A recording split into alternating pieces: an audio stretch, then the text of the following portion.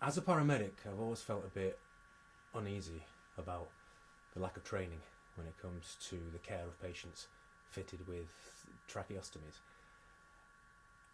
In my job, I think it's vital that I'm confident and competent when it comes to dealing with patients fitted with trachees. So I was delighted when I found out there was a TERRI course at the Montagu Clinical Simulation Centre. Now the course runs for the whole day and you have on-hand experience at each of the workstations. You may be with colleagues who are also on the course. Now they have a chance to observe you from a classroom adjacent to the simulation room. I will admit it's a little bit daunting, but don't let that worry you, because you feel your confidence grow and you feel your knowledge grow because you're placed in a situation which is unfamiliar.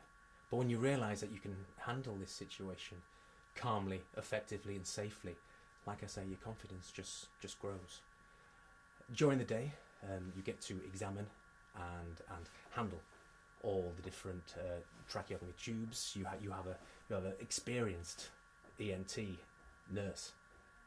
She teaches you about the different tubes themselves, how to handle situations that you might come across in real life. For example, when it comes to suction and resuscitation, the inner tube of the trachea needs to be changed. So you use the white one. You see, it's all still there. And she teaches you about the difference in the tubes themselves, like if they're cuffed or if they're uncuffed. Later on in the day, we also went on to helping to manage laryngectomy patients who are suffering from respiratory arrest. Now, this I also found invaluable because very little training was done on this either, and you don't even get it in your early paramedic training. So it was invaluable because these patients cannot breathe through their nose or their mouth, so they're obliged to breathe through a stoma, which is usually placed below the trachea, sometimes in the top of the chest. Suffice to say, I came away from the day feeling, well, I was just really positive and really confident that I could handle situations with tracheotomy patients and laryngectomy patients without feeling worried that I could handle this competently. And it's the way it always goes, because I ended up having to deal with a real life situation far sooner than I thought I'd have to. So it's about 5 days after the course.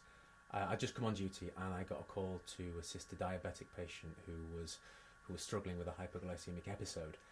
So I turn up on site and lo and behold, she has a trachea, and I'm thinking to myself, what are the chances that she, has a trachea? And I'm so close to having finished my training.